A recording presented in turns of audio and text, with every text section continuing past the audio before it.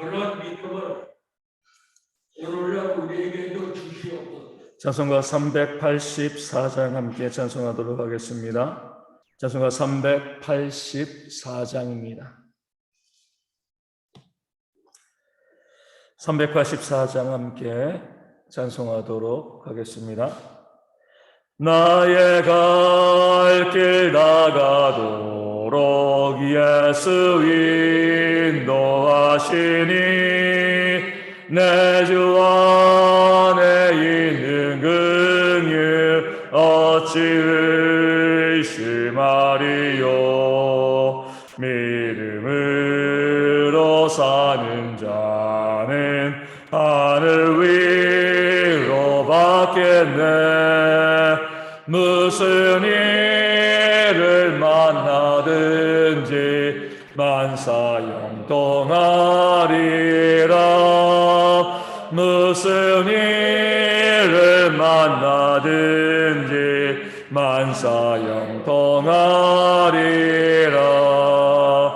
나의 갈 길 나가도록 예수 인도하시니 어려운 일 당한 때도 족가능해 주시네. 나는 심히 고단하고 영혼 매우 가라나 나의 앞에 반석에서 샘물 나게 하시네. 나의 앞에 반석에서 샘물 나게 하시네. 나의 갈 길 나가도록 예수 인도하시니 그의 사랑 어찌 큰지 말로 알 수 없도다.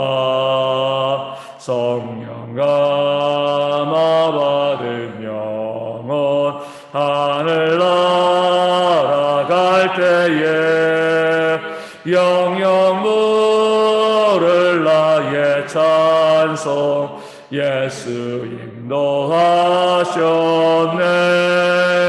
영영 물을 나의 찬송 예수 인도하셨네.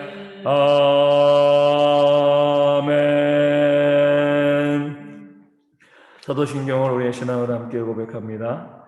나는 전능하신 아버지 하나님 천지의 창조주를 믿습니다. 나는 그의 유일하신 아들 우리 주 예수 그리스도를 믿습니다. 그는 성령으로 잉태되어 동정녀 마리아에게서 나시고 본디오 빌라도에게 고난을 받아 십자가에 못 박혀 죽으시고 장사된 지 사흘 만에 죽은 자 가운데서 다시 살아나셨으며 하늘에 오르시어 전능하신 아버지 하나님 우편에 앉아 계시다가 거기로부터 살아있는 자와 죽은 자를 심판하러 오십니다. 나는 성령을 믿으며 거룩한 공교회와 성도의 교제와 죄를 용서받는 것과 몸의 부활과 영생을 믿습니다. 아멘. 고린도전서 8장 13절 말씀입니다. 고린도전서 8장 13절 말씀입니다. 제가 말씀을 읽어드리겠습니다.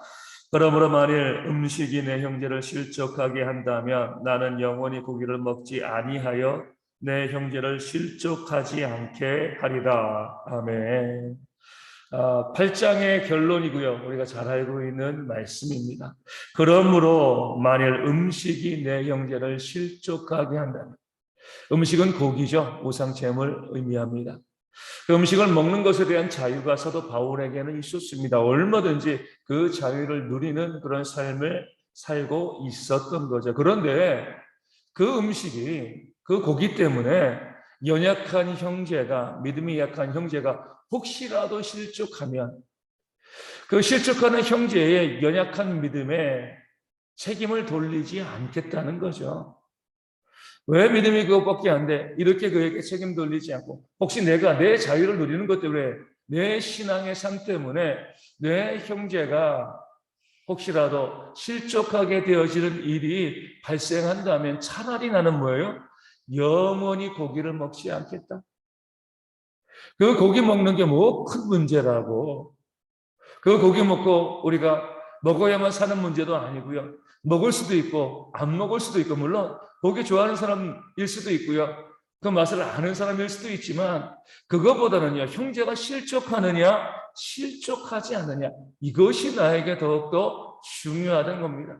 무엇이 옳은가 그런가, 내가 자유가 있는가 없는가, 이런 것을 가지고 자꾸 따지기보다는 그것 때문에 한 형제라도 실족하게 되어진다라고 하면 그것을 하지 않는 것이 진짜 믿음과 진짜 신앙이 아닌가.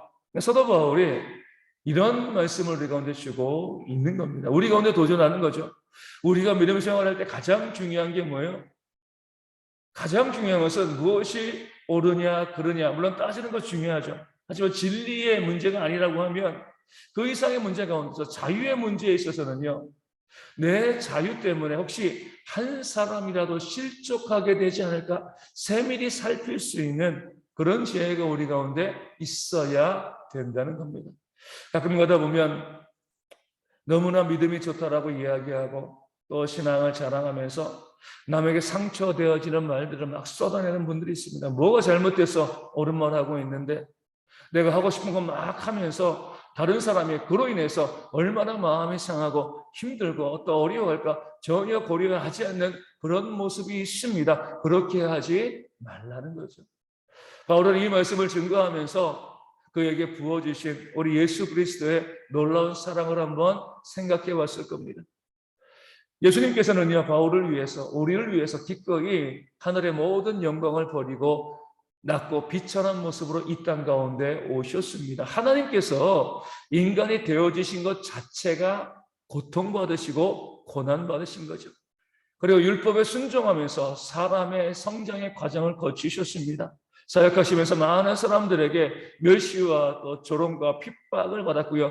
나중에 십자가의 그 모진 고난과 고통과 또 죽음까지도, 그 생명을 주시는 그런 귀한 사랑까지도 우리 가운데 온전히 보여주셨습니다.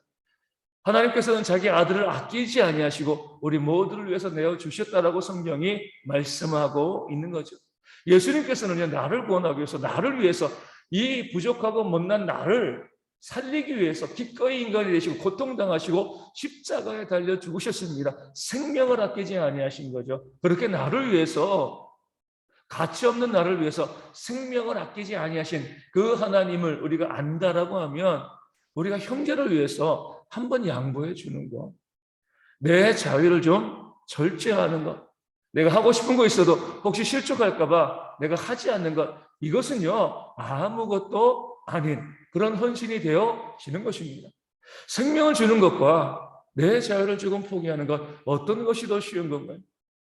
바울은 주님을 생각하고요, 그 1만 달란트의 놀라운 사랑을 생각하다 보니까 내가 형제를 위해서 고기 먹지 않는 것, 나도 고기 맛을 알고 고기 좋아하지만 이것 때문에 형제가 실족하게 되어진다라고 하면 내가 차라리 영원토록 고기를 먹지 아니하겠다, 이렇게 말씀하고 우리 가운데 그런 삶을 권면하고 있는 겁니다.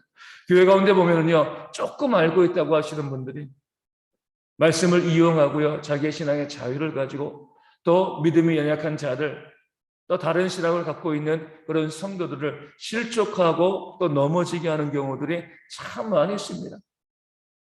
좀 똑똑하다고 하는, 또 신학을 알고 있다는 그런 그리스도인들이 이렇게 이제 술과 담배에 대해 있어서 자신의 신앙의 자유를 많이 이야기합니다. 성경에 어디 술 먹지 말라고 했냐, 술 취하지 말라고만 한 거 아니냐, 또 술의 위험성은 경고했지만 모세도 술 마셨고 성경에는 모든 인물들도 포도주 마셨고 예수님께서도 성찬을 포도주로 하신 것이 아니냐, 바울도 디모데에게 너의 위장병을 고치기 위해서 포도주를 쓰라 이렇게 이야기한 것이 아니냐, 술 먹지 말라고 한 그런 이 분문이 어디 있느냐, 이렇게 이야기하고 자신들이 술 마시는 것을 정당화하죠. 또 담배는 성경에 나와 있지도 않잖아요. 왜 담배 피는 거 가지고 뭐라고 하냐. 그래서 카톨릭은 어때요? 술, 담배 자유롭습니다. 우리 신부들도 술 마시고 담배 피는 거 아주 자유롭게 하고 있습니다. 그런데 보면 그것이 문화적인 유익은 또 절제의 유익은 어떤 유익은 우리 가운데 이 땅에는 그리스도인들 가운데 술 먹지 아니하고 담배 피지 않는 것으로 내 신앙의 거룩함과 또 구별됨을 보여주고자 애쓰는 분들이 있습니다. 내가 마음껏 내 신앙의 자유 때문에 술, 담배를 하는 것으로 인하여서 그 한 심령이 혹시라도 마음에 상처받고 또 실축하고 넘어진다라고 하면 우리가 그것을 절제하고 하지 않는 그런 모습이 있어야지 그것이 바로 참된 신앙의 모습이 되어지는 줄로 믿습니다. 그저 내가 자유가 있다고 성경 말씀 조금 들춰보면서 내 유익을 위해서 술 먹고 담배 피는 것을 정당화하는 것이 아니라 하나님의 공동체를 위해서 또 공동체의 그 이웃 한 심령이라도 실족하지 않도록 하기 위해서 애쓰고 수고하며 절제하는 그런 모습들, 포기할 수 있는 그런 모습이 있어야지 이것이 바로 하나님께서 원하시는 그런 교회와 성도의 모습이 되어지는 겁니다. 우리 주일 성수도 그러잖아요. 주일에 돈 쓰는 것이 우리 가운데 구원의 문제에 직결되어지지 않습니다. 그럼에도 불구하고요, 우리가 오랫동안 전통적으로 주일에 돈을 쓰지 않는 그런 신앙을 갖고 있는 분들이 있고 또 그것을 통해서 우리가 내가 마음껏 쓰고 하는 것이 다른 성도들의 마음의 상처와 또 어려움과 실족하게 하는 그런 모습이 있다라고 하면 미리미리 준비하여서 주일에 돈을 쓰지 아니하는 것이 우리 가운데 지혜가 되어지고 또 사랑이 되어지고 참된 믿음의 모습이 되어지는 줄로 믿습니다. 많은 부분들이 있어요. 그 외에도 그 많은 부분들 가운데서 하나님께서 우리 가운데 이 말씀을 통해서 원하시는 것은요, 형제의 마음을 살피라는 겁니다. 형제의 신앙을 살피고요, 내 주장, 내가 원하는 것, 내 마음껏 신앙생활을 해나가는 것 아니라 그 형제를 살리기 위해서, 세우기 위해서 기꺼이 내가 손해볼 것 손해보고요, 포기할 것 포기할 수 있는 그런 모습이 있어야지 그게 교회고 그게 성도, 아름다운 교회의 모습이 되어짐을 말씀이 우리 가운데 증거하고 있습니다. 그래서 우리 그리스도인들은요, 나 중심적으로 나만 바라보며 내가 원하는 대로 살아가는 것이 아니라 내 이웃의 마음을 헤아릴 수 있고요, 또 그들의 신앙을 보면서 그들의 발에 내 발을 맞춰갈 수 있는 그런 신앙의 모습들이 있을 때 우리가 하나님의 교회를 온전히 세워나가고 하나님의 놀라운 은혜의 복을 받아 누리게 되어질 줄로 믿습니다. 그렇게 살필 줄 아는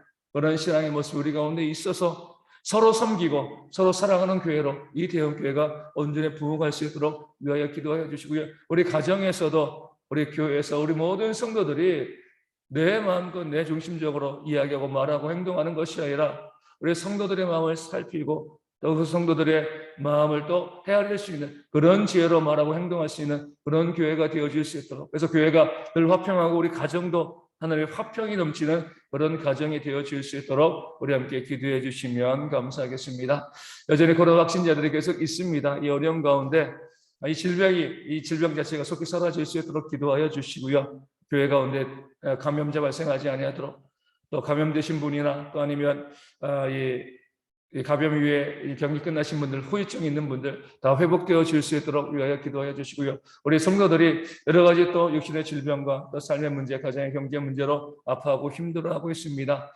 우리 바라보시면서 우리 축복하며 그들의 삶에 하나님의 은혜가 있도록 이름을 불러가며 기도하기를 원합니다. 우리 서문지한수 집사님과 조순옥 전우사님과 주님의 교회 박미선 사모님의 온전한 회복을 위해서 함께 기도하여 주시고요, 우리 대형의 모든 성도들이 회복된 모습으로 더욱더 헌신하는 그런 교회가 되어질 수 있도록 이 아침에 함께 기도하도록 하겠습니다. 기도문 하시겠습니다.